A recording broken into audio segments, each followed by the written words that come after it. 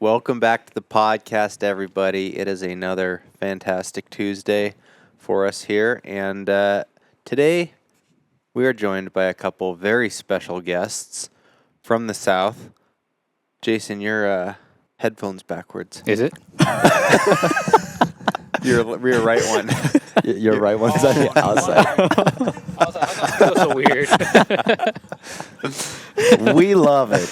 Oh, that's one way Hey, to. with that said, this is their first time on a show, so we'll let it slide. But yes, this is Jason. We're leaving that in. That was too good to cut out. Yeah, so we're here with Jason and Colin, two brothers. Not all of the brothers in your family, but two of the brothers. Yep. They are from Oregon, and they are a couple blacktail killers. Or are they from Oregon? We'll never know. We'll never know. Yeah, they sneak around in the woods and kill giant deer, and Yeah, and they're combined. You guys go by the name of JKCJ Wilderness Adventures, which the first four letters are just the initials of the four band of brothers. Obviously, Colin and Jason being two of them. Mm-hmm. And so that's kind of where the name comes from. So if you guys don't know who they are, hopefully by the end of this podcast, you guys have a better idea of who they are and why we recommend them. But before we go any further and before we let them actually formally introduce themselves, we just want to share our gratitude to the companies that make this podcast possible. The first one being Vortex Optics. They've been a longtime partner of mine, ours, and we just love the products. The optics, binoculars, whether you have $100 or $2,000 to spend, they've just got the whole lineup of the money spectrums for you. So if you're an adult onset hunter where you're just like, I'm just testing it out, you don't have to spend a lot of money to just get your first pair of binoculars or something.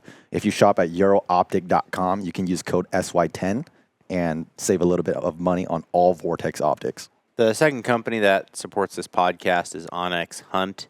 This is a online mapping software designed for hunters. You can use it on your phone. You can use it on your laptop. And one of their newer features that is just so cool is called LiDAR. It's kind of like a 3D in 2D. So you have your satellite imagery, and then you can use that in 3D. And what LiDAR is actually shows you a blank topography map, kind of with annotations of all those little features that you see on hillsides and in valleys, all these little geographical features that you might not see on topography lines. So little benches, little cuts, little guts. So it's a really helpful tool if you're going to sit there and look for areas that animals might go bed, areas that they might go down and get water, things like that. Lastly, Tacticam and particularly Reveal. These are our trail cams of choice because, one, they're cellular. Cell cams today just allow you to set up your camera and kind of forget about it because the moment an animal walks by, as long as your camera is in a spot where it has signal, it pings and it sends it right to your phone or your desktop, depending on whichever you prefer. And so you don't have to constantly go in and check your trail cam and potentially bump out deer because I've bumped out animals constantly going in and checking my trail cams and they just never return. So if you're in a highly sensitive area where animals just don't like your presence in there, these cell cams can actually do a lot for you. And on top of that, you just save a lot of time and gas driving back and forth from your spot. And you get cell camera photos throughout the year, which is pretty exciting. With the solar panel. Exactly. But with that said, we don't really have a topic. Normally, Nate and I would try to do very topic-specific podcasts. But this week, I guess the podcast is just JKCJ Wilderness Adventures. That's just what the podcast is about because these guys have been very fascinating for me. And if you guys have watched the Samong Outdoors channel in the past 3 years, these guys are not new faces to you guys. But the problem with filming hunts is you just see surface level things. You don't actually learn, who the people really are other than just a few clips here and there. This is an opportunity where we get to sit down, we get to pick their brains and let them speak, how they go about things because a lot of people think that I just hunt with them and I just shoot a deer 15 minutes into our hunt, but there's so many things. I mean, people might be right with that one. They are right.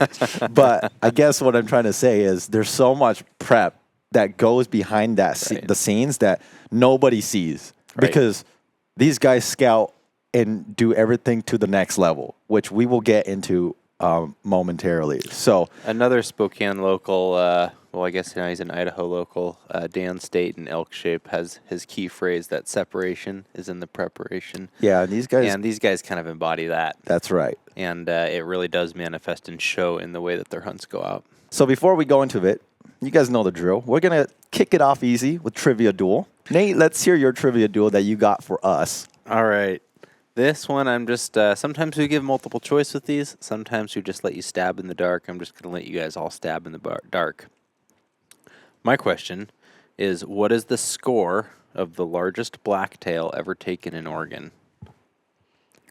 Just biggest blacktail? Biggest blacktail, bar none, taken in Oregon. Like no weapon type, just straight up biggest. Straight up blacktail. And I'll tell you, this is a non-typical score. Hey, before we get there, look at this, folks. Cellcam just sent in, I just got a beast of a buck. Colin would have shot him. Folks, that's why the Cellcams are so nice. Anyways, back to this question. What's the biggest blacktail taken in Oregon? 213. Oh, I don't know. I'm waiting for Jason. I forgot. This is kind of cheating for Samong to listen to you guys first. But I'll say like 202. Like, are we going to the 8th or yes, just? to the 8th. Oh, to the 8th. Oh. You better throw in sprinkle in some 8ths there. At 213, probably 3/8. Okay. I'll stick with 202. Okay. 202 on the dot? Yeah. I really don't know. To me, a 200-inch blacktail just seems obnoxiously big. So I don't know if I'm going to go that high. I'm going to say 193 and 5/8. 193 and 5/8. Okay. You guys kind of split the right answer almost perfectly. Dang. And I would have said like 170s or 180s or something. But the largest blacktail ever taken in Oregon was 208 and 1/8. Wow. This is also the world record, non-typical. I thought the world record was out of Washington.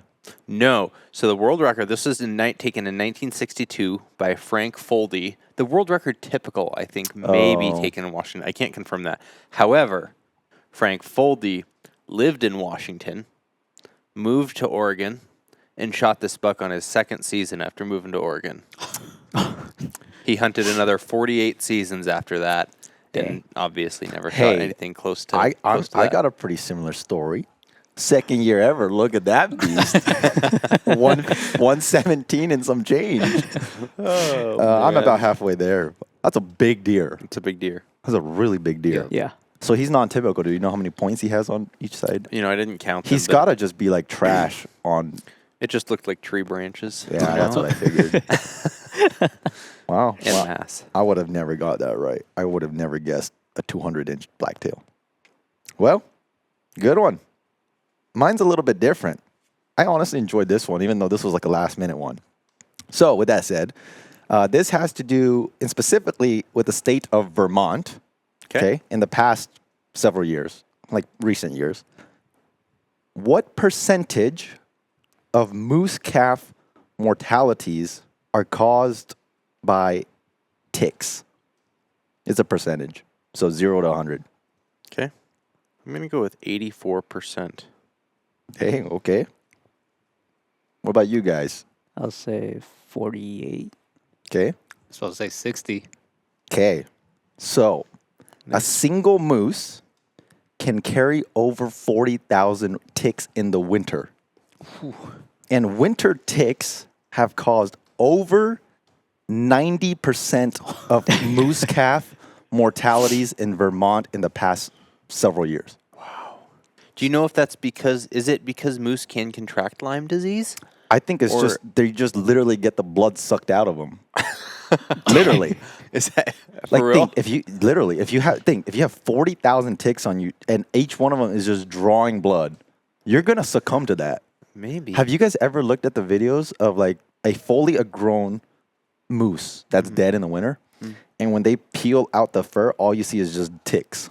I believe that, yeah. It's so gross. Yeah, probably also a big window to infection with all these micro wounds. So with that said, like, is like loss of blood actually the cause? I don't know. Yeah. Maybe there are diseases that affect moose that causes them, but wow, that's incredible. I mean, a moose calf isn't like super big. So to think 40,000 ticks are on this little calf, I mean, it kind of makes sense, right? Mm-hmm. But I just thought that was an insane number. Yeah. That 90% of the reasons why calves die in Vermont is not because of black bears, is not because of predation. Sounds like we need to open a tick season. I think there's no such thing as a closed tick season. But yeah, that's just something I thought was very interesting. It's pretty sad, but that's just what it is. That is really interesting. Well, it's so interesting how the causes of mortality vary by species, but across the U.S. Yeah, moose. Because man. we have ticks here in eastern Washington, at least, but they're not the ticks over. They can carry Lyme disease here, but they are not the species of ticks that you see on the East Coast. I think it's the Lone Star tick, which I don't think we have them, which I'm very thankful for. Yeah. But with that said, let's turn this podcast a little bit.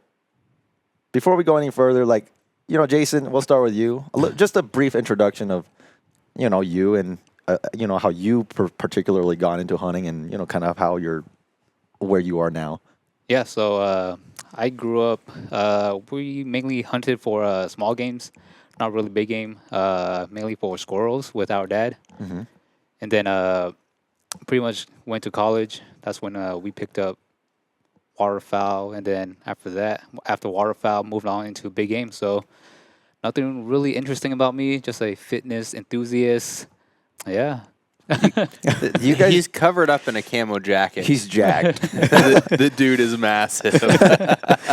I still remember that. I forgot where we were. It was last year. Last year? in Oregon for my blacktail. Yeah. Our blacktail. We got back to the truck after we had packed out, and Jason took off his jacket. Nate just turned to me. He's like, "Dude, Jason's jacked." I was like, "I know he's jacked, dude. The dude just works out in his house every day."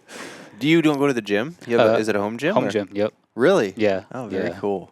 Basically, they have a taxidermy room, and then right next to it is his gym room.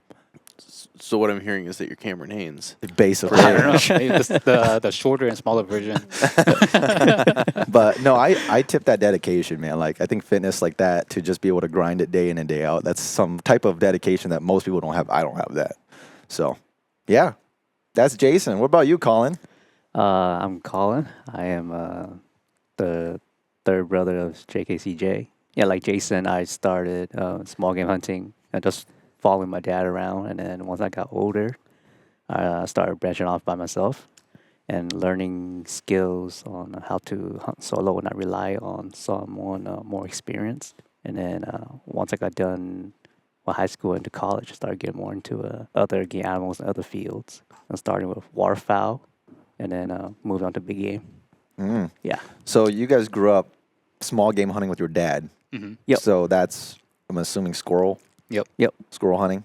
And then it sounds like your dad kind of just stopped hunting, or at least he doesn't hunt as much as he used to from what I've talked to you guys in the past. Yes. Yes. What year was it when you guys kind of started picking up the big game stuff? I think it was 2017. We just bought some cameras, put it where we squirrel hunted. Trail cameras. Trail cameras. Yeah. Yes. Got some bugs on it, and then we're like, hey, let's just, do some archery hunt. You guys started with the bows. Yeah.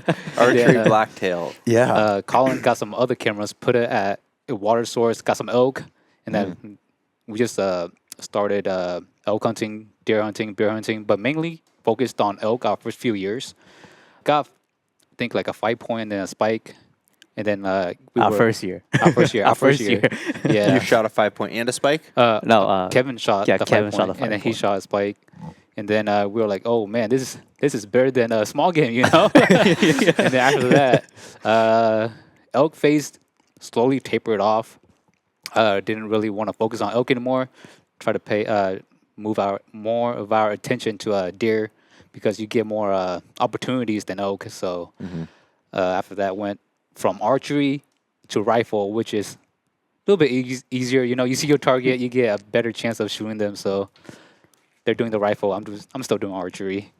Might move away from archery into rifle. Yeah. I don't blame you there. I love my boomsticks. Yeah. So what was the trigger? I mean, you kind of talked about it, right? You put up some trail cams and you're like, oh, maybe we should do this. But is that really all it is? You guys just saw that, oh, there's deer and elk here. Maybe we should try hunting that? Or is there something that inspired you above just trail cam photos that said, hey, let's, jump into this? I think it's mainly just seeing trail camera and then you realizing that there's actually big game there instead of just sneaking through the woods and seeing nothing. That's pretty much it. Yeah. So it didn't take a lot to awaken that beast in you guys to be Pretty like, much, hey, yeah. let's go and do this. So Well, it's also not like over here, country is open enough and animal are visible enough that if you do small game hunting or if you turkey hunt or if you grouse hunt, chances are you're not going to see elk, but chances are you might see some deer. You probably will see deer. But over where you guys are hunting blacktail, which are so elusive and love the thicket and they're small, you can spend time if you're not hunting them, you're not going to see them. Which is a perfect transition, because one of the main reasons why I wanted to have on the podcast, because I think for a lot of people who are new to hunting, this is probably some of the most influential information you will take. So you guys are new to big game hunting. So what 2017 you guys said about was when you guys started? 2017. 2017, we sort of like put our foot into the door. You're like test trial. Yeah. Yeah. And then 2018 is when we really ramp up everything. Yeah, Everything, yeah, right? we went all So, in okay, on 2018. Yeah. Basically 7 years when you guys said, let's take big game seriously. Yeah. In 7 years, you guys are some of the most wicked killers I know. Because I know some people who have hunted for 20 years and they cannot kill a single thing.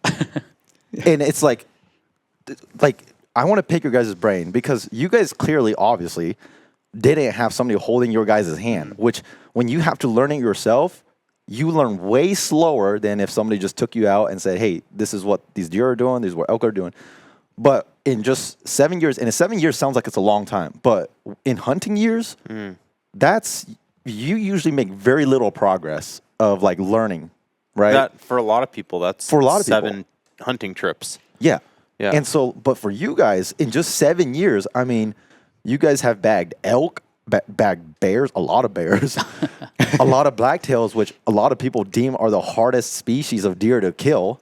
And not only are you guys doing it, but you guys are doing it consistently, and you're doing it every single year. Now, it's easy to say 7 years right now, but this is not the first year you guys have found success. So it's taken you guys probably like, what, 3 years before you guys said, oh, we're figuring out these blacktails deer? Because Colin, you killed a giant blacktail in what, 2022? Yes, 2022. 4 years in. Shoots a mega blacktail. Yeah. And it's not luck, because they've been doing it since. So it's like 7 years from your guys' date that you started 2018 to 2025, but you guys found success way earlier, to the point where I was like, yo, take me on a hunt. Because in 2022, I went down to Oregon and I did a blacktail hunt, but I was with my brother Chinu and his grandpa. So like, it was basically DIY. Like, nobody was holding my hand. Like, I just went out there basically by myself. And I went down there, I basically got whooped. Like, didn't kill nothing. Well, I had a little 3-point, but that was just like luck that he randomly came by. But like, I didn't know what I was doing. And I saw that one legal deer in 7 days of hunting. And I was like, man, these things are really hard to hunt. Mid-trip, Colin posts that photo on Instagram of him killing that big buck. And I'm like, what the heck? Like, what's this guy doing that he's doing that? And then sure enough, as the season progresses, they just start rolling these photos out on Instagram of them killing, and not just like little forky bucks. I'm talking about like Quality animals. quality. Some might even call it world-class blacktail.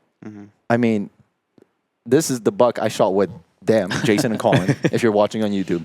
This is my first blacktail deer. So I got whooped in 2022. The year after, I'm like, yo, guys, like, I'll trade you a turkey hunt or a blacktail hunt.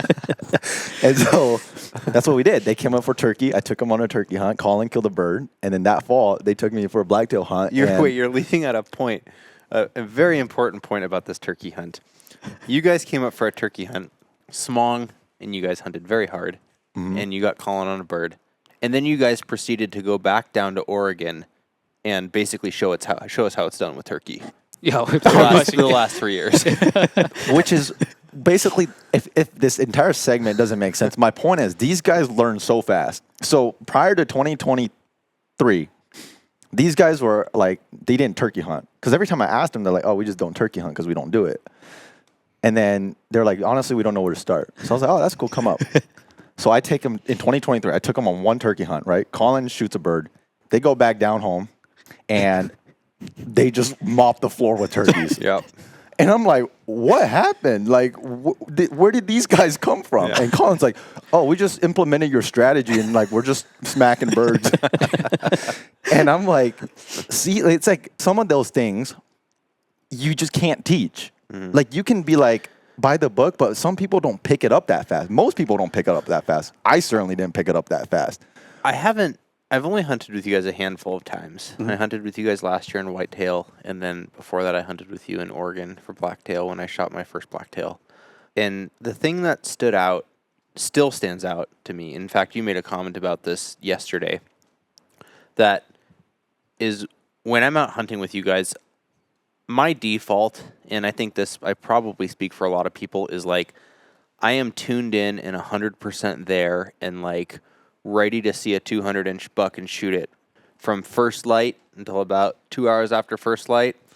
And then I hunt like I do. I go through the motions. I glass, and I still hunt, or I do whatever I'm going to do midday, whatever that strategy is going to be. And then from, a couple hours before evening time to last light, I am like 100% in it. I am like, I'm going to see a big buck. I'm going to shoot it. You guys take that energy and that focus and that discipline that people have in those first 15 minutes of visible light, and you take that through every single minute of the day. Every single day, and it doesn't matter if it's a 1-day hunt or a 7-day hunt. I saw it yesterday. That's what I'm saying. So you saw that yesterday with whitetail. Not great conditions yesterday. Not seeing any animals. Seeing predator activity. But at 1:45 p.m. in the dead of the day, when probably every single whitetail in the area is bedded down, you guys are still just picking apart every single little thing. And that's just with glassing, just that specific hunting strategy. But that was just, that has to be such a major factor in learning the country and being present and active in the hunt and ultimately finding, consistent success. Yeah. I want to turn this to you guys now. So walk us through that. Like when you guys say, hey, okay, let's deer hunt, right? Mm-hmm. How did you guys go from we have no idea what we're doing to literally figuring out blacktails, where they live, what they eat, how they drink, how they travel, their home range? Like, how did you guys do that in such a short amount of time? Talk about like your effort you guys put in, like maybe some preseason preparation you guys might do, and also just a little bit of how you guys actually hunt in the moment, because it's unheard of. So the first thing we do is we will e-scout, find some areas that we like, and then basically, preseason, we will put some cameras, salt if your state allows it.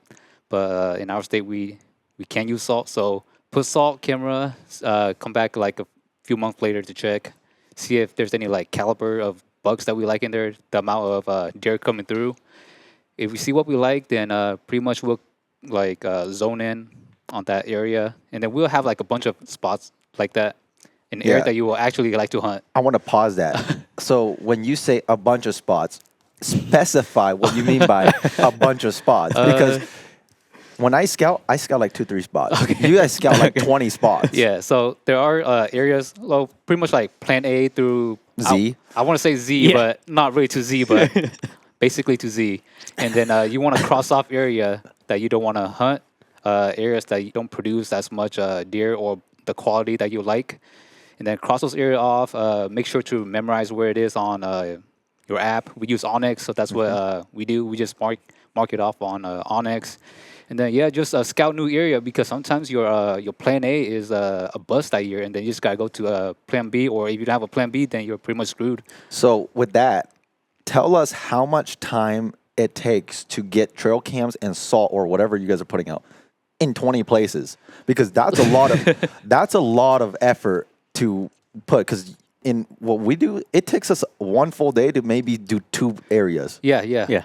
So it clearly means you guys are out there a lot. Yeah, so every week we'll do like a 1-day or 2-day trip to go to the area that we like, and then just set up like 2 or 3 cameras, and then that's basically it. It's just quantity, right? Yeah. And there are 3 of us, so we divide and conquer, so we cover more ground. So it makes it a lot easier. So when you guys go in one day, and let's say this is a true summer scouting trip, how many trail cams are in your bag? It's like it's a new area. You don't have any trail cam set up. Let's like how many trail cams are you actually allocating to this spot? During the e-scouting process, You'll determine? Yeah, we determine who goes where, and then just the layout, the land.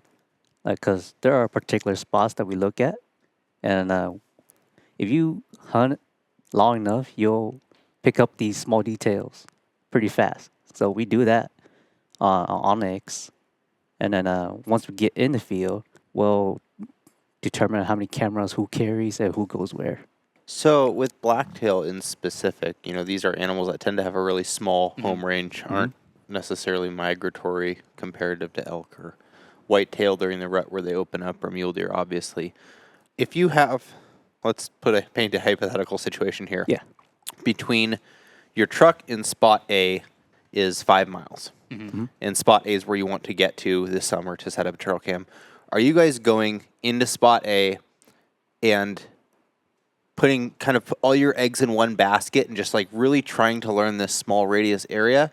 Or are you kind of sprinkling as spots kind of look good here and there over a much larger area where you might get bucks that are in completely different ranges?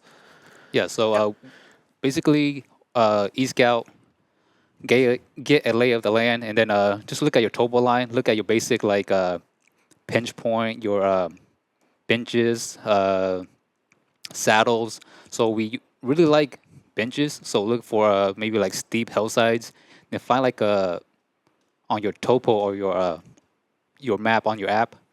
Look for the benches on the map, and that's where we usually like to put our cameras.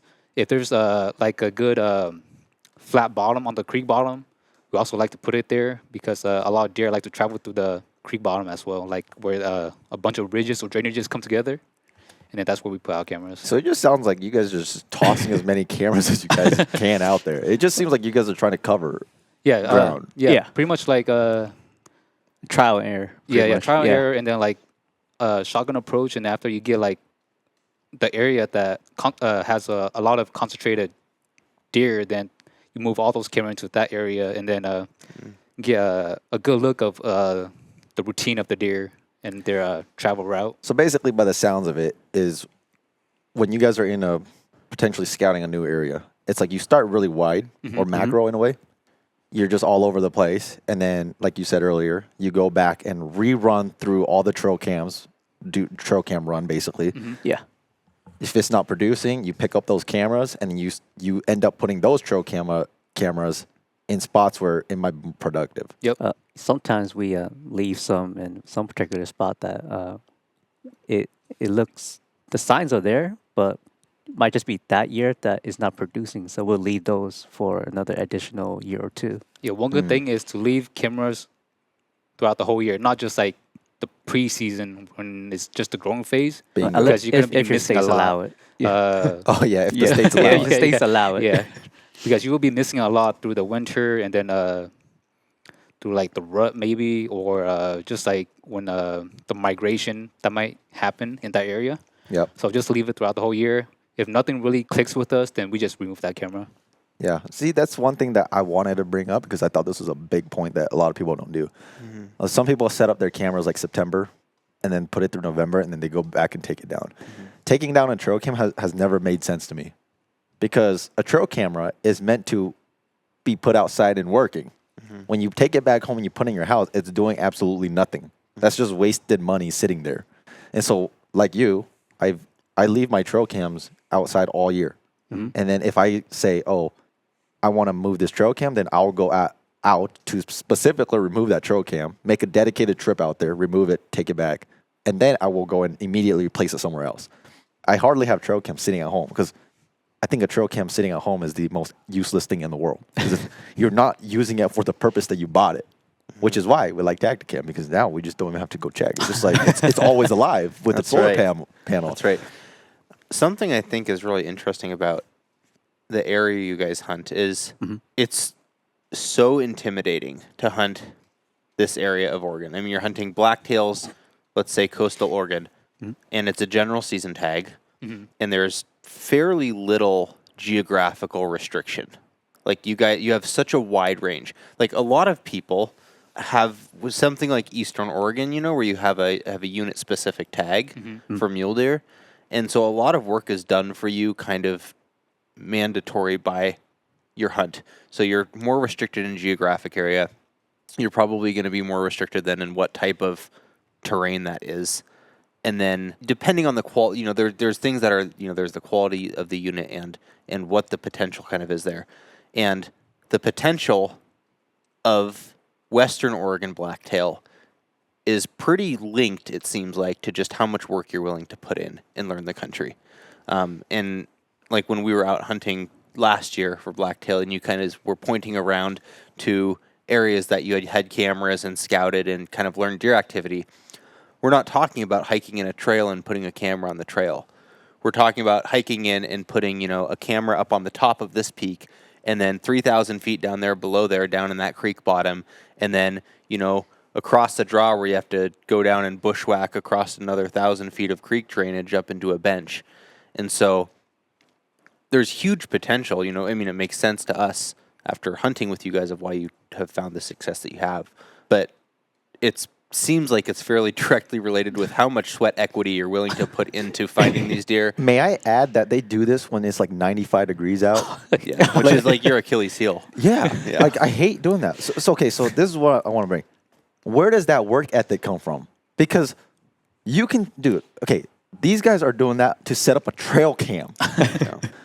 I know a lot of people where I'm like, dude, if you go down 3,000 feet, you go up 2,000 vertical feet, you're going to smash a 240-inch mule deer buck. And they'd be like, no, I'm not doing that.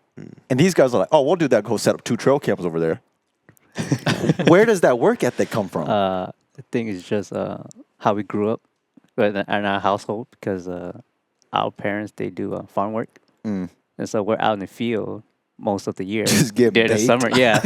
So when we're actually out in the field doing these scouting trips, it just 95 degree just feels normal most of the time. Yeah, you just put in a bit more sweat. So it just seems like it's just natural for you guys to just like you're just naturally hard workers.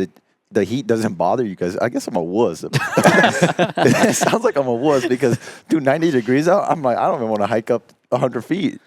So obviously you get enjoyment out of the process of blacktail hunting. When you're out there in the summer and scouting, are you like, man, we got to get out this weekend and set trail cams and hike in the 95 degree heat? Or is that process just as fulfilling and exciting to you as part of the process throughout the year? Oh, heck yeah, Because absolutely. we like seeing it's like opening a present and seeing what you got on the trail cam, Like, oh, dude, look at this buck. Oh, he's around here, so we have like a chance at getting him. So just seeing the deer is like as exciting as getting hands on one. Tell us very briefly about the story of Megafork. Because I think this is this depicts the shotgun approach to like your guys' consistency with areas over the years. Dude, and finding animals in and out of the years. I mean, this is textbook. This is textbook commitment. Obviously, Megafork is not dead, by them at least. Yeah. Yeah. So this particular spot, we Jason and I one day just decided to check out this spot that we've been looking at the map for, I think, before the season started. So again, just a random spot. Yeah, just a random spot. We just, at this point in our hunting career, we were still just branching out. And so we're like, well, we might as well expand our quote-unquote hunting territory. So we went to this spot, and at first we put cameras down lower, and then the deer numbers and quality was not producing. So the following year, we moved the cameras up higher to the ridge top. And this ridge line runs 1 mile in a Z-shaped pattern. So there's like particular pockets on this ridge that we liked. And when we set cameras there, that year. What year was this? Our first year was 2020, 2021. Okay. Yeah, first year was 2020, and 2021 was when we moved the camera to the ridge top. And that following spring, Jason and me went back to check the cameras. And that's when we saw this buck that we nicknamed Megafork now. But at the time, he was just a dink. He was just a mainframe fork with little stubby eye guards. And he was with 2 other, like, just... Giants. Yeah, 2 world-class 4 points. Jeez. Yeah. But as the year progresses, those 2 4-point vanish. And but this Megafork, he lingered around for a while. And last year, 2024, we just did a camera run just to refresh batteries and SD cards. And we ran to him on the ridge. Oh, you saw him in person? We saw him in person. Oh, and he was I never knew massive. Yeah. So Imagine my 2022 buck. You saw him. Uh-huh. That frame. So, folks, if you guys don't know what this is, Mega Fork is this buck that they have found who is basically just a glorified 2-point. He's just a 2x2. That's why, hence the name Mega Fork. Yeah. That's the name that you guys gave him. He's just, he never got a 3rd point, never got a 4th point, just basically a 2-point his whole life. Mm-hmm. And he's just a beast. He's a beast, and then he has a double throw patch, but it connects, and then it goes all the way down to his brisket, which is like one long. One long That's- throw patch. That is Wearing a really long. tuxedo. Yeah. Wow. When was the last time you guys saw him or known of him? September of this year. Yeah, September this year is when we got him on camera, but I think he just went off because of all the noise that was happening on that ridge, because it never happened before until last winter, and then beginning of this fall, they started logging on top of that ridge again, and then I think he just moved out to a different health site or a different ridge, because there is a property next to us that's private timber that no one can hunt in there. So I think he just went into there and then just started living there. So we'll see if he shows up again next year. Looks like you guys got to do more homework. Yeah, pretty much. Back at square one. I thought we figured him out, but last year was our best chance. But we were all doing rifle, I think, right?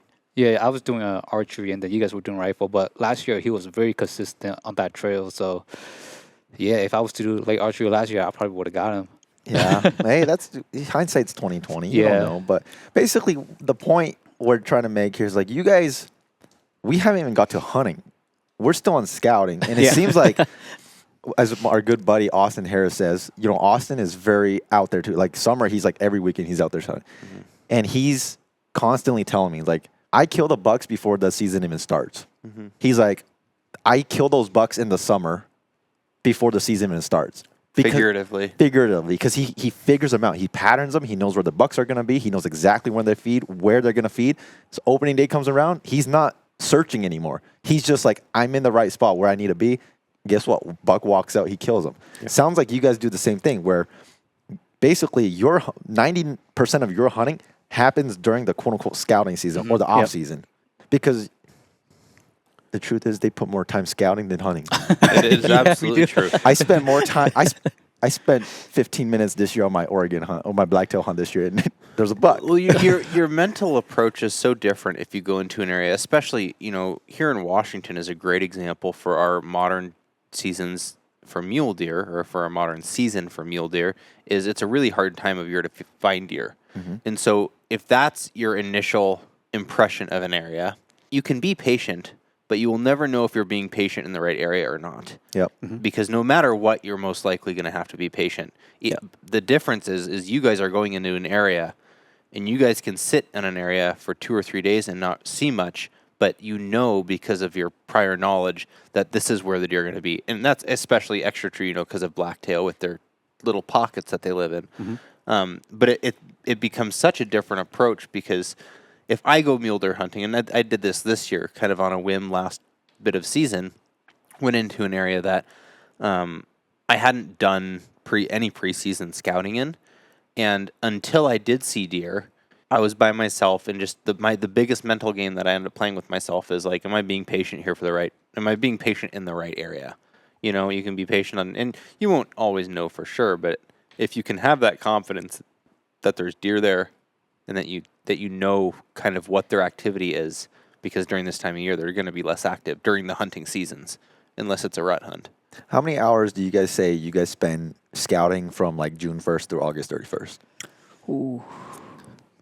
Dang. When do you start scouting? It never ends. Well, yeah, pretty much. Well, like true scouting, because during March and April we're just doing our casual camera retrieval and refreshing batteries. But when we actually start scouting, like late May.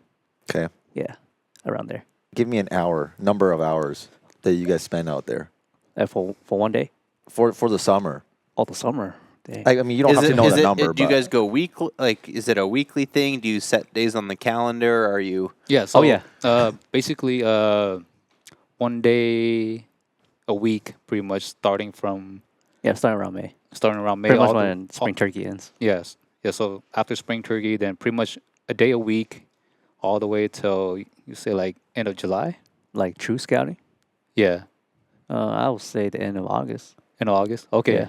Oh yeah, that's true. That's true. It is the end of August. So you guys are out there every week Yeah. throughout the summer Yep.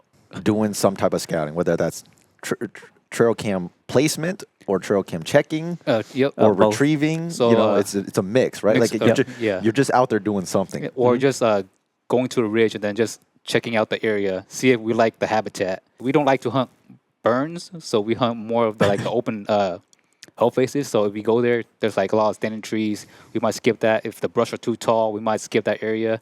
So we like a area that we can actually see the deer, which Yep. the deer are not tall for blacktail. So if you're hunting like an area with a lot of tall brush, you might see it, and then the deer might go behind it, and then that's it. So short brush, no burning trees, and then Why don't you guys like to hunt barns? Oh, pretty much, we're just trying to maximize our opportunity. Okay. yeah, and then So, shooting lanes, all those like dead branches like blocking your lanes and whatnot, and then just in the burns that we checked out, the brush are pretty tall, so we just skip those area. Gotcha. Yeah, Yeah. Yeah. So one of the points here is you guys do a lot of your guys' mistakes in the summer. yeah, A lot of hunters, including myself, I'm guilty of it. I don't go and scout the area before season starts. I end up there. I'm like, dude, this place is not it. And then it takes you like a day to get in there. It takes you a day to get out. That's 2 days of wasted hunting time. Yeah. When you could have done like you guys were like, no, we already know it's not going to work out. So you'll even go into spots that might look good and not even set trail cam. Just be like, oh, we just wanted to lay eyes on this area, see what it looks like. yep, Put check mark. Let's move on. yeah, yep. And this is like, they're hiking to spots where like normally I would only go there if I had a rifle in my hand.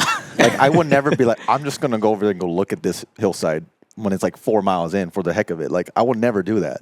But you guys do it, obviously. Which again, I guess really it just seems like you guys are so successful. And not only that, but your guys' learning curve has exponentially shot up because simply just time and effort. Because you guys, like we say, like your time in the woods is where you're going to learn the most. So many people, you know, we love our podcast, but so many people put so much emphasis into learning how to quote unquote hunt by listening to podcasts, reading books, watching YouTube videos, e-scouting. But the truth of the matter is your time in the woods is where you're going to learn the most. Because most of the things I know, especially intimate knowledge, that's the biggest thing that people miss. You can go on a podcast and you can get general information like how to hunt blacktail, how to hunt mule deer. But unless you know how to intimately hunt the specific area you're hunting in, it usually doesn't do you too much good, right? Like, because like you can say, okay, we hunt a little burn or something, right? But within that burn, there's little intimate pockets that these deer might pivot towards that you might not even know if you're just generalizing, oh, we're going to hunt a burn or a certain south-facing slope or whatnot. Right. And so, but then you guys are successful because you guys know every little pocket. Like, I was hunting with them 1 year and they were like, oh, if we go to this spot, we already know where the deer's coming out. Like, we already know exactly where he's coming out because there's a trail right there. And I was like, oh, are we going there? It's like, no, we're going to take you farther in.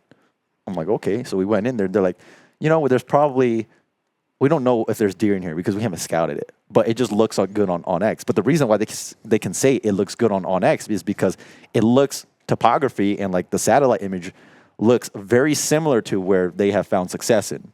And so they can say, oh yeah, this looks good on X because you and I have been guilty of it. We're like, man, this spot really looks good on X. And then we get there and like, dude, this does not look as good as we thought. Total waste of time. So is that true? Yes. Yes. Okay. So basically the point is you guys just spend so much time, know the country so well, literally know every single buck in that area. Pretty much. Name them all. Be like, this is an 8-year-old buck. This is a 4.5-year-old buck. There's targets 1 through target 6. The year I went to shoot this, they're like, we got 7 bucks for you, or for whatever number they said. Yeah. Which one do you want? I'm like, a forky? Like, I don't know. But it's like, they're like, oh yeah, we already have all the bucks in this little valley figured out. If you just pick one. I'm like, that is so unheard of. Yeah. But you guys know it because you guys put in the time and effort. So again, you guys already said that effort and time that comes in just comes from how you guys were raised, just working on the farm, just always naturally been a hands-on type of people, basically. Yeah. And so that's obviously been a big help. How do you guys find time to do that? Because a lot of people are going to be like, dude, I can't do that. Like, that's so much time. Just want to get out in the You don't house. sleep for one. Yeah, they don't sleep. They just drive straight after work and hit the trailhead. It's like at a daylight. normal person will work if they have a weekend to scout, and they'll sleep, and then they'll drive and scout, and then they'll sleep, and they'll scout, and then they'll come home. You guys just get off work, drive, and then you scout, and then drive, and then come back to work. Pretty much. The good thing is that there's 3 of us. So Colin will usually drive to the destination. I will drive around the mountain, and then Kevin will drive us back home. So we Quite a team, man. we Teamwork, have everything man. figured out. Everybody just knows their role So other people well. can catch the Z's Yeah, while you yeah, guys yeah. each have your driving roles. Where, at this point, I guess the best way I can describe it is it's a passion thing. Yeah. I don't think I think it seems like it's like we're talking about this stuff, but like, and we're trying to emphasize how much work they're actually putting in. But like, obviously, your words will never actually describe how much work actually goes into like hiking out there when it's like 95, sometimes 100 degrees, and coming back up to the car. But basically, it's like sweat equity is where you're paying for all your success. You Well, know? this is also just such a good reminder for everybody that in our day and age of media, everything is media. And you guys are kind of an example of you engage in the media through your YouTube and through your Instagram and stuff, but you're not showing a lot of the behind the scenes. Yeah. Yeah. So what me coming in not knowing you guys might see is you guys go out day 1 every year. It's like opening day of season. It seems like you're posting a masher buck. You're just going out and killing bucks. And this is not just you guys. This is a lot of successful hunters out there. Yep. It's such a deceiving outlook on the work that these people are putting into hunting. Yeah. And especially the people that are consistent with it year in and year out is what people don't see on your YouTube videos is how many hours you guys have spent driving at night to get to a spot, how many miles you've hiked, down in Oregon with 50 pounds of salt on your back and a bunch of trail cams and batteries, hiking in 95-degree heat. I mean, all of that. Yeah, and I guess to wrap up this segment here, which I really enjoyed, by the way, is there's really no replacement for hard work and time. If you truly want to get to that next level, it's one, if you are tight on time, you make time for it. Pretty much, yeah. Because I think at the end of the day, if you want something that bad, you will find a way to make it happen, right? And it's not just scouting. It's not just hunting. It's anything in life, honestly. Like, if you want something that bad, it doesn't matter how busy you are, you will make it work. And it seems like you guys are that way. It's like, no matter how busy we are in the summer, we need to go scout or we need to go check out this area, because it's so crazy how much you can learn in 1 year. And the best thing about it is it compounds. So you can learn an area in 1 year. Next year, you're doing a completely different area. And by year 5, it's like, dude, we have the whole region covered.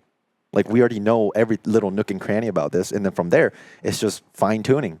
And in this case, just trying to kill one single buck that makes Pope and Young. It's like that's how it is, right?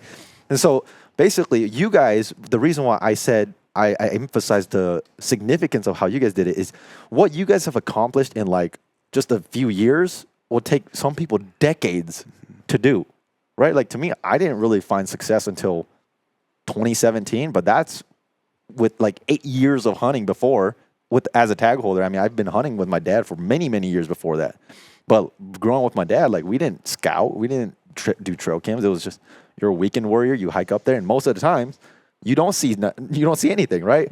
And so when you don't see anything, you start undergoing this mindset of there's no animals here. And when there's no animals here, it's like you don't want to hunt, right? But for you guys, the biggest thing I can vouch for is you guys know an area so well, and kind of like what you said earlier, you guys go to a spot, and if you put a guy like me, for example, I'd go sit next to them, and they will not get off the glass.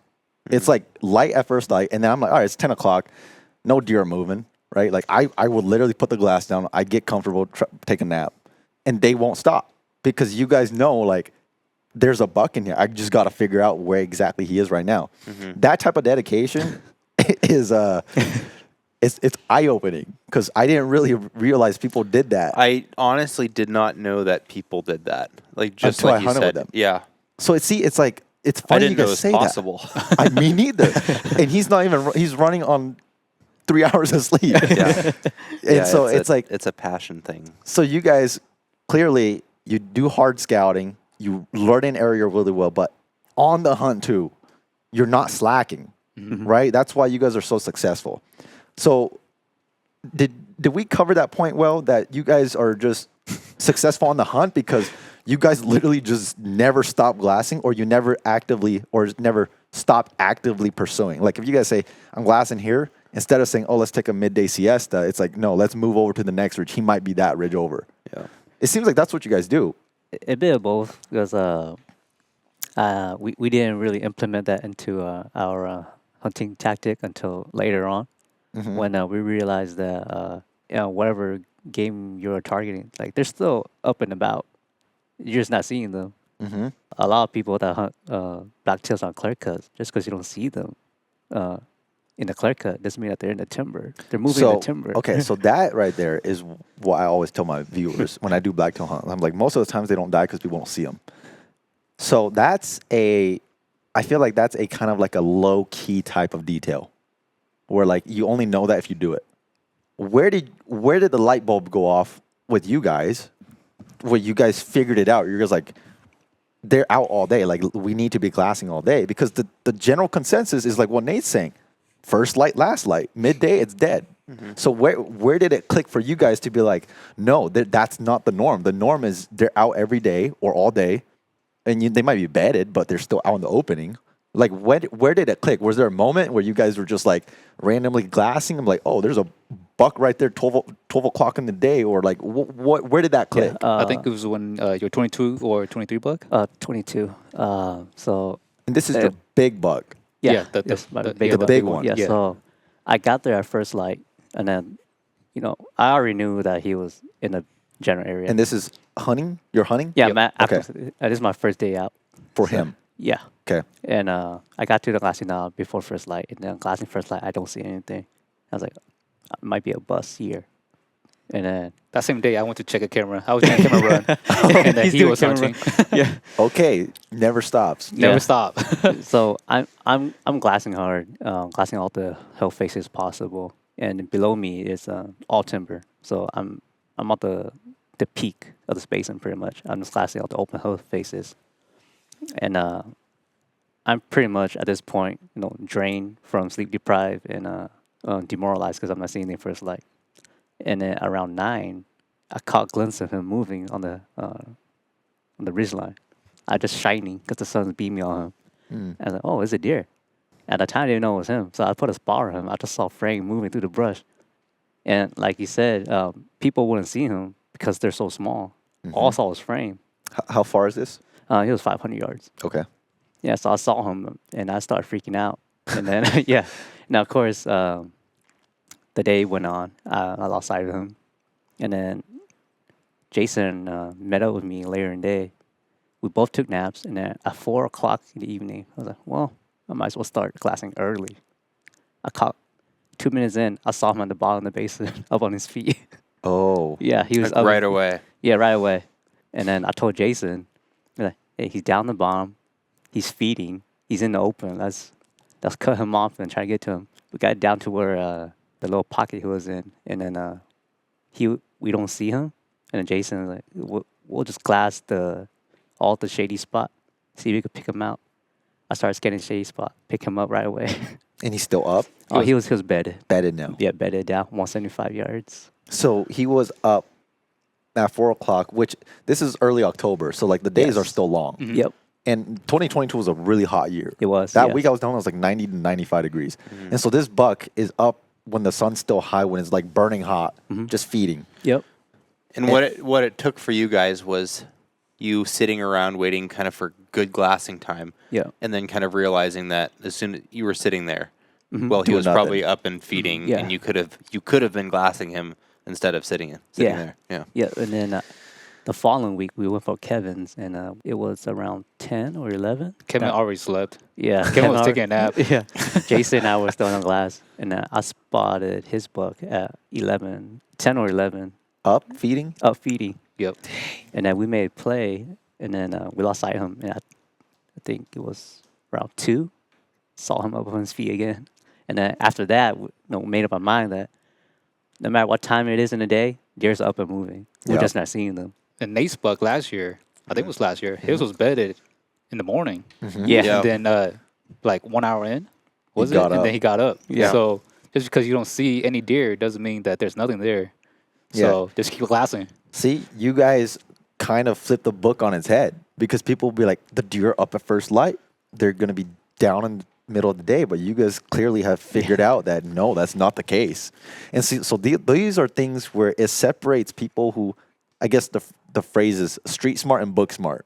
The people who actually do it and like get real life experience be like, this is how it's done. And then you can tell people who are just learning by reading books and, listening to these, do this step, follow this step, boom, you get a deer. We learn and we know that hunting is not that structured. It's fluid. Like you got to be able to adjust immediately, whether that's a big decision or a micro decision. And so I guess that answers the question of how you guys figured it out to just start glassing all day. Yeah, and this is honestly something that happens when I started hunting with you back in whenever it was, 2021. That was the biggest revelation I had as a hunter, hunting with you, was that we didn't have any of the prior knowledge that you guys had of deer in the area. But kind of the same factual, you guys can sit there and be like, there's deer here, is the way you approach every spot. Whether we're seeing deer, whether it's foggy and we can't see 20 yards in front of us, is this like, I was hunting with our buddy Steve yesterday, and it's like this reckless optimism all the time. There's like a deer. It doesn't matter. There's animals here. Yeah. And you're telling yourself that, whether deep down you believe it or not, you act like that, and that's what you're telling yourself. And just that optimism and acting, what happens when you tell yourself that there's an animal that you want to pursue there is you act completely different. Yep. And I don't know how much of that leads to actual success, but it's a lot. I think it adds of how you approach it the adds day. to patience. And at the end of the day, I think whoever sits out there longest is eventually going to shoot something, right?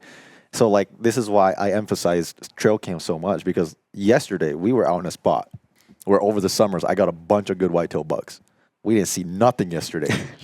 But I was telling them, I was like, I'm willing to sit here because like, yeah, we might not see anything today, but I know if something steps out, it's probably going to be a slammer because from prior scouting, I know these bucks are around.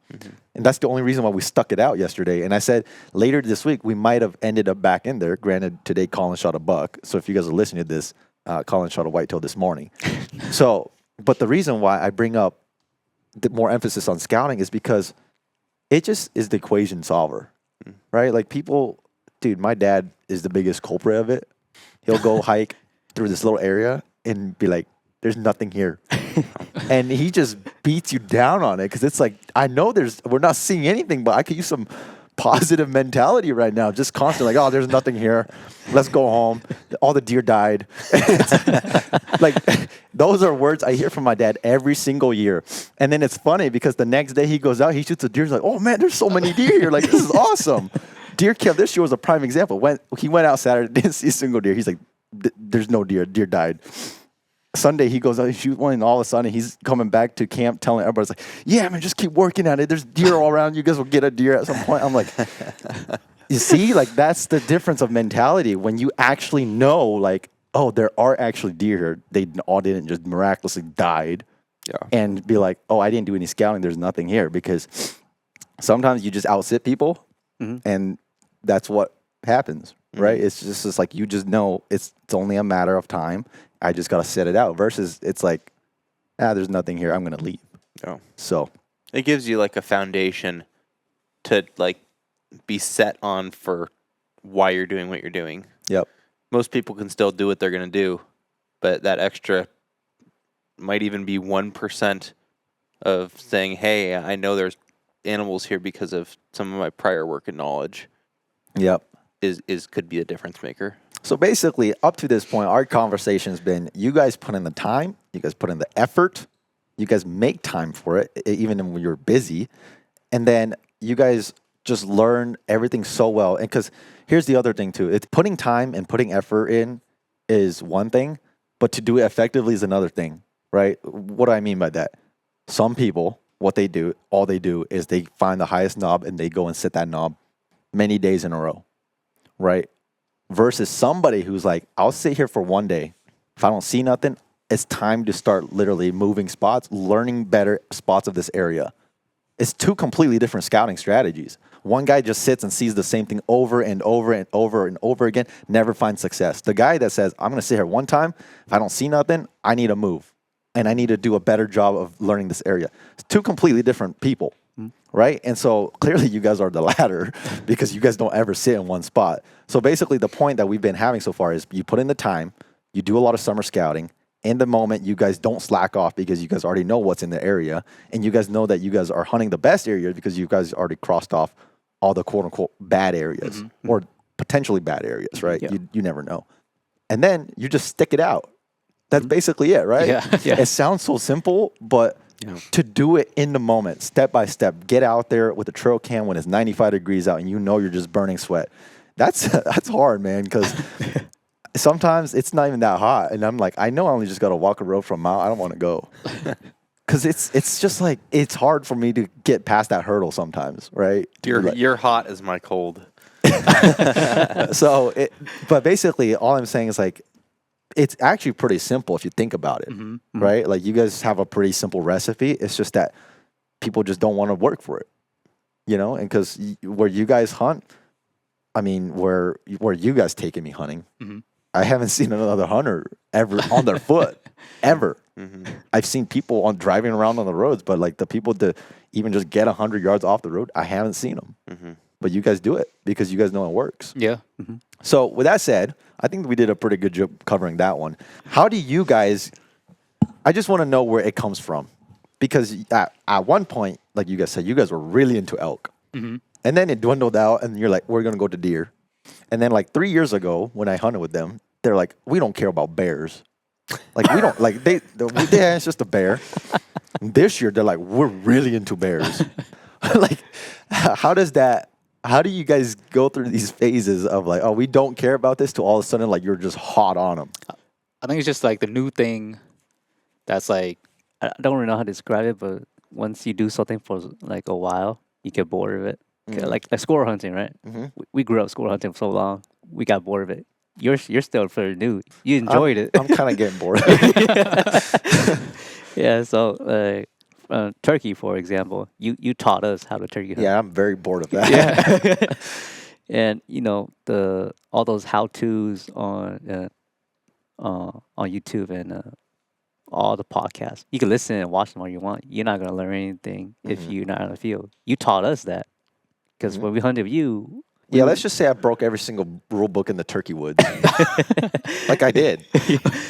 Yeah, we were just watching you how you operate in the woods, and then we implemented that, and then well, this is fun, and then we just trial and error, and then go with bear. We just went out, found bears, and then there's bears here. We might as well try, and then we did that for the past few years, and it's been working, so it's been fun. I guess you guys really are just driven by the idea that I want to learn something. Yeah. If I'm going after a new species, it's fun because I have to learn this whole animal again. And then once you learn them and you kill too many of them, you're like, I'm getting bored of it. and then you find the next best thing, Yeah. And so it seems like that's kind of just you guys. But I mean, blacktail's kind of a staple, obviously. Yeah. Maybe if one day you guys will get tired of it. I don't know about that, but you guys have your staple, and then you guys kind of fluctuate everything else around it, right? Like you'll do bear in the off season, or back then you guys started with elk. Yeah. And then now instead of going after elk during that quote unquote off time or when deer's not open, you guys now go after bear, for example. And so it seems like it's just you guys put out all this time and effort in it because it's just a passion. I think passion is the best way I can describe it because at the end of the day, like you really do got to have a passion for it to be able to work as much as you want to work. Well, at least how much effort you guys are putting in. Yeah. And so I think there's just really there's no scapegoat when it comes to, putting in the work, learning the area, because here's the thing. if you had to rank, and I'll include just you into this question too. If you had to rank on a scale of like 1%, like 0% to 100% of how much knowledge you learn from reading books and social media and YouTube versus in the field experience, how much of a percentage would you guys say that your hunting success comes from in the field percentage or in the field experiences? I'll say 90. Like 80 to 90%. Yeah, around 90. Yeah. What about you? I was gonna say 70. I'd like to say 80, 90 because there's so much, but there's like I think you said it really well earlier. There's a lot of generalized knowledge that you can learn Yep. from like podcasts, Yeah. you know, or platforms like that. There's some, I mean, really invaluable information, but a lot of times it's more tactics and species knowledge. To translate that to success is where I think the time in your field and where you're going to be hunting and spending that. I don't know. It's hard to put a percentage to, but Yeah. I think there's absolutely. I mean, the three of us agree that there's more benefit. Yeah. If you say I want to make myself 1% better today at being successful, and you have the opportunity to sit and listen to podcasts or go hike through an area that you might hunt that fall, hands down, it's going to be more beneficial to you to spend time in the field out in an area that you might hunt. Exactly. And I'd agree. I would ballpark 80, maybe even 90% of what I know today, or at least what I contribute to my success to just in the field experience. Because part of that comes from the fact that when I started hunting, there was no such thing as a podcast. There's no such thing as books. Right? Like this, in the past 10 years, this is when the podcast and social media is really blown up. But when I hunted in the early 2000s and the 2010s, it's like you had to learn how to hunt by doing it. Yeah. And so most of my success today just comes from what I learned back then. And on top of that, it goes to specific knowledge because, again, you can have general mule deer knowledge, right? But that doesn't mean that the specific mule deer herd you're hunting is behaving the same way. Yeah. We always use the example of comparing other Western states to Washington. Like, right? Like, we'll be like, oh, yeah, Montana elk find a south-facing slope, right? Or that's what they're going to do. And Washington is like, that doesn't work. It's like they can be anywhere here. So it's like that intimate knowledge, which I'm going to emphasize again, is way more valuable. Not to say that it's not valuable to learn some generalized characteristics of a species or how they might have behaved, but I just think that doing your own work, learning the actual animals that you are hunting, does you way more good than listening to a podcast that is just giving you general information about whatever animal you're We're hunting. really selling the podcast today. We sure are. Turn it off and go in the field, folks. Yeah. Go hang a trail cam. Go for a hike. With that said, let's talk about some gear that you guys might use because you guys have a lot of trail cams.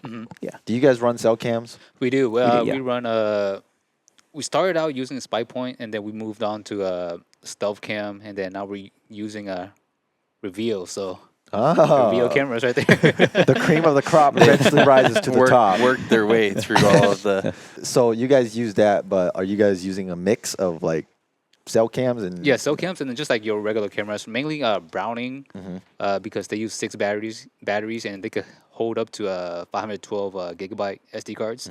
So if you want to leave your cameras over the winter, then I would suggest that. Also run Stealth Cam. Those two are like our main brand that we use. Not for non-cellular. Yeah, for non-cellular. And then cellular, you guys just use mainly reveal. Yeah. Yeah. Okay, with that said, what about just other gear? You guys are clearly putting on a lot of miles. Do you guys get the best of the best, or do you guys just work with whatever you have? Yeah, so our packs, I run the Kuiu pack. What do you run? I run the EXO. The EXO. And then trekking poles, I just use basic Amazon stuff. Yeah. Boots, yeah. It's like a mix of Yeah, like a boots. mix of boots. I use Danners. Colin used Crispy, right? Yeah, I got crispy. Yeah, and then got a chest holster for binos, just easy stuff. You can just have it on your pack right in front of you. Just grab it in glass, nothing, and then just put it back into your chest pouch instead of having to dig through your backpack. Rangefinder around the side. Just grab it, range it really quick, and put it back again. We do run a gun holster now, just in case, because the area that we hunt usually have bears. Lots of bears. A lot of bears. Yeah. And then we plan to go out of state too that might have grizzlies. So just in case, we're running 10 millimeter handguns. So it just seems like you guys just buy what you can afford and what gets the job done. Like Yeah. you guys don't really geek out on like, oh, I got to get the best of the best, or certain things. Like you guys put the emphasis where it matters, and where it doesn't matter, it's just kind of like it doesn't matter, right? Yeah. Like which is important because hunting today is not cheap. Yeah, Does it matter what scope you run on your rifle? So we run. It doesn't really matter, but we like to run the Razor Gen 3 from Vortex. Yeah. Which is what power?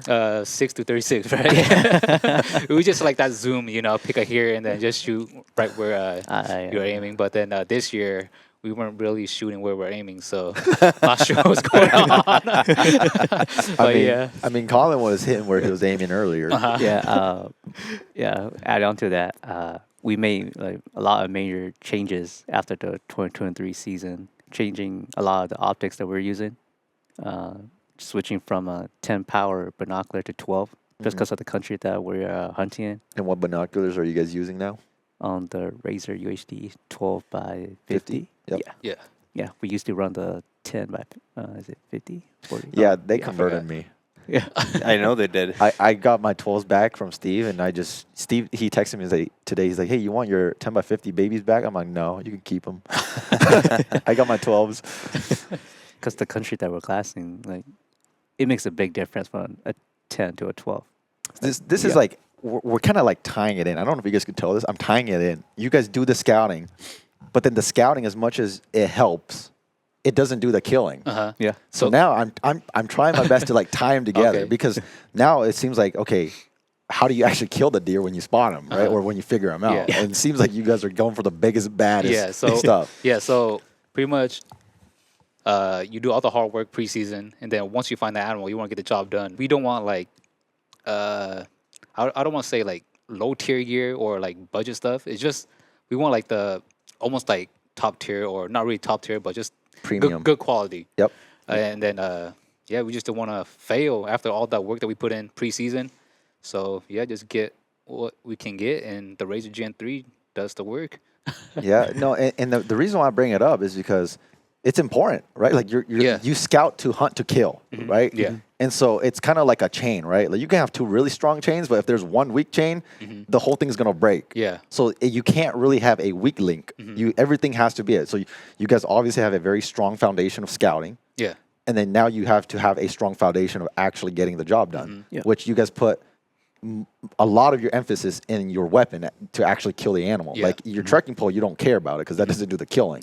Yeah. But your rifle and actually what shoots to kill the animal, you guys say this is important because earlier, man, when he was looking at that deer through the 6x36 and he's like, I think I could thread it in there. I'm like, I believe you. I'm sure you can see through the 1 inch gap between the pine needles.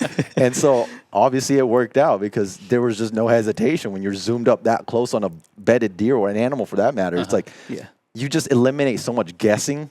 You eliminate so much potential errors because we've all been there where like you do 99% right and 1% wrong and it costs you your hunt, right? Like it hurts because it's like sometimes it's like on a 5-day hunt where like you're like, man, I've done all this work and then you just slipped up this last minute and it just costed you everything. Yeah. So with that said, give us some of the most important gear that you guys would say. I mean, you guys are pretty heavily blacktail hunters, right? Like I would call you guys blacktail hunters if I had to name you guys as one, right? Yeah. But with that said, give us some of the staple stuff because Nate has his staple stuff of gear that he uses that he like. This is what I have. Everybody has their own. But what are your guys' like? Where do you guys emphasize your gear and like what do you guys actually use? I mean, we talked on rifle scopes. Obviously, you guys use the Razor Gen 3 12 by 50 UHDs. But like, what are some other pieces? Because you use a Kuiu pack, you use an Exo pack. Your packs to you guys doesn't seem like much. To us, that's our baby. Like, if you gave me a sucky pack, I'm like, I'm good, man. Like, I'd rather have like a okay rifle with the best pack in the world. Like that's me. Okay. But it seems like you guys are kind of the opposite. You're like, give me the best, baddest gun in pack, I'll make it work. For gear, I would say clothing is one of them. Just because in the Pacific Northwest, just like a bunch of different weather rolling through. So yeah, just have your layers ready. Rain jacket, puffy, base layer, have your socks ready, extra pair of socks.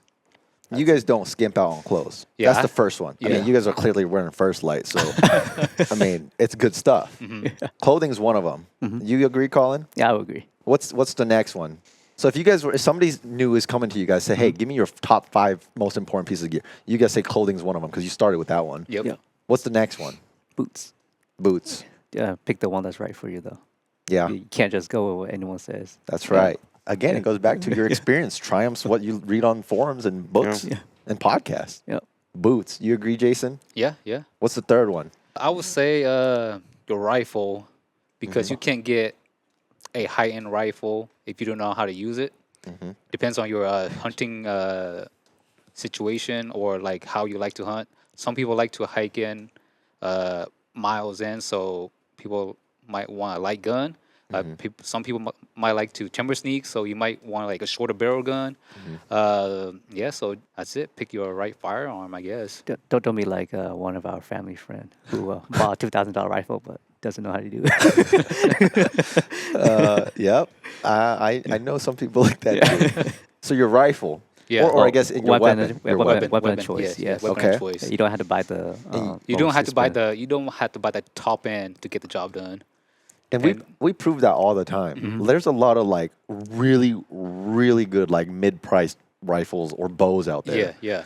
And they shoot well. I mean, we own $4,500 rifles, but man, some of our favorite rifles are like $1,000, Yep. like mid-priced, right? That's okay.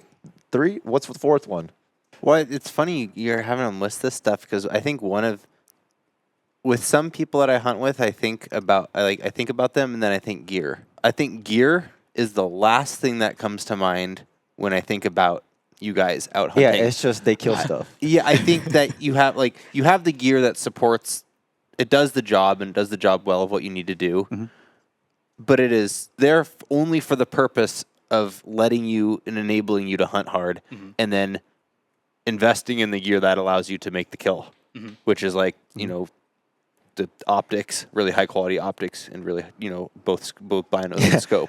There's an ongoing joke, right, where there's a guy dressed in blue jeans and a flannel that's killing everything out there, and then there's a guy that's decked out in Sika gear just not doing a single thing, Exactly. right? Yeah. So there's a balance to it, right? Basically, my point is there are people who hunt and use gear to supplement them to be successful, and then there are guys who just buy the gear because they think that that's gonna be the reason why they kill.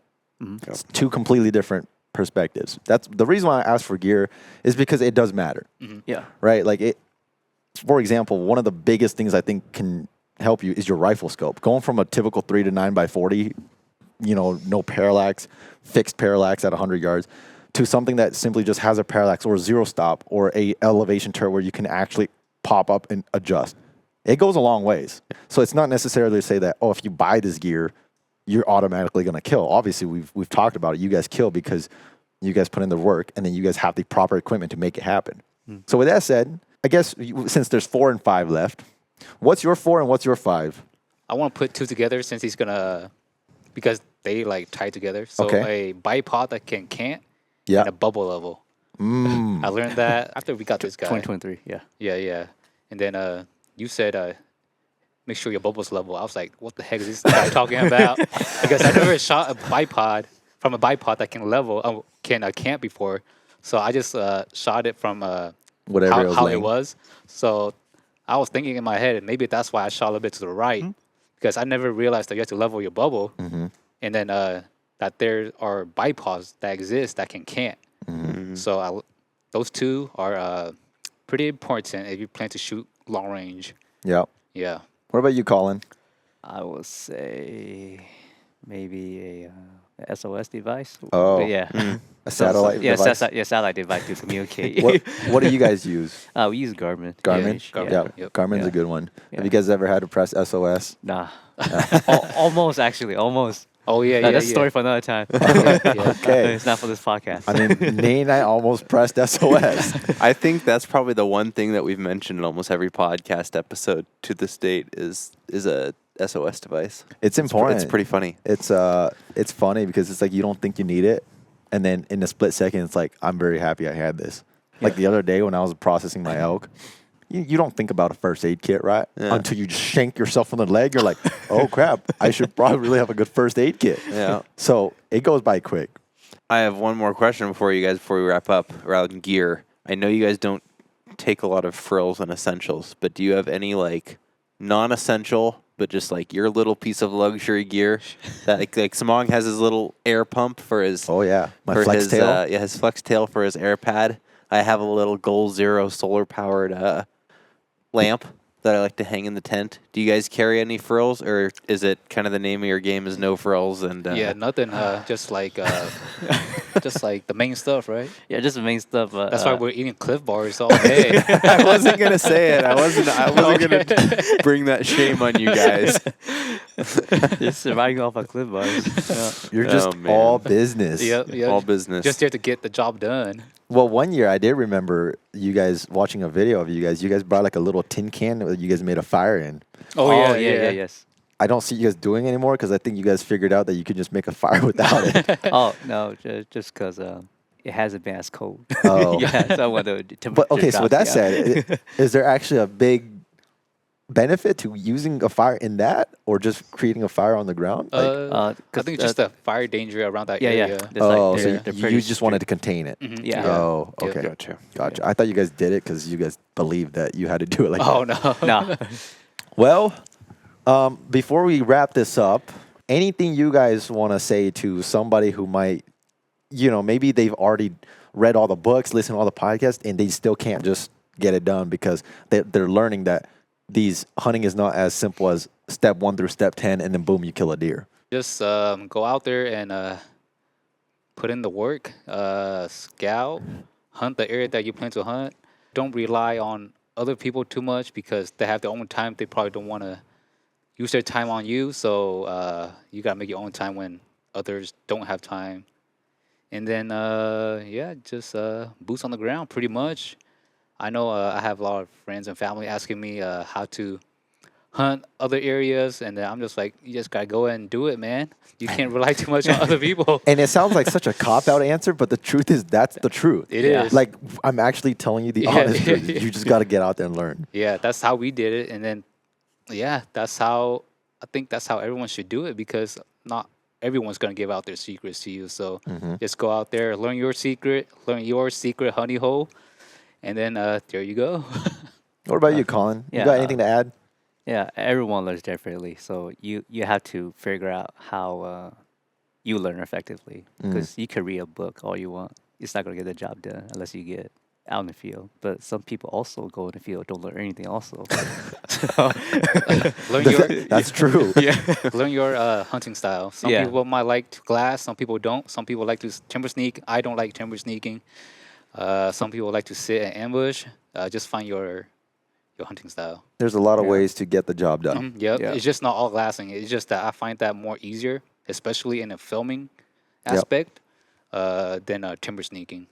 Yeah. I guess people can learn more if they just watch your guys' videos. I don't think they learn anything. Yeah, I learned a lot. All I know is you guys see bears everywhere. Well, with that said, Nate, do we want to wrap it up with fast facts? Yeah, let's wrap it up. All right. Let's hear you. You started, so let's keep it in order. You want me to start again? Yeah, you go first again. All right. I have another, just a little fact about Oregon blacktail. That among all the western blacktail regions, all your guys' GMUs, from a 2021 to a 2025 game population survey, the lowest buck-to-doe ratio of blacktail in Oregon is 17 to 100. So 17 bucks per 100 does. And that range goes all the way up to a couple units that they have a ratio of 36 to 100. That's a very high buck-to-doe Which ratio. is just an incredibly high buck-to-doe ratio. Do you guys know that? No. Well, now you guys know. Perfect. Well, mine has to do with gray squirrels because we all love gray squirrels here. I don't know. Just a quick question. I mean, it's a fast fact, but I just want to know if you guys know it. Do you guys know how many babies a squirrel has per litter?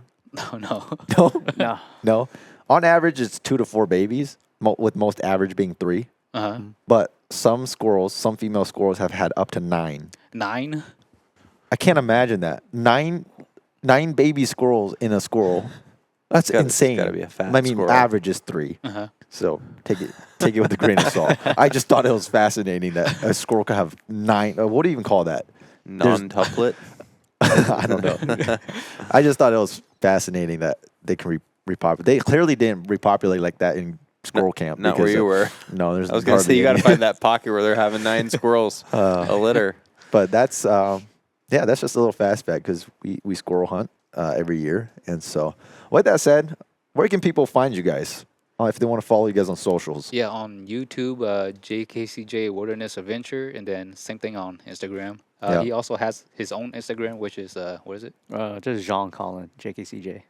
All the links will be in the description of the YouTube video or wherever you are listening to podcast.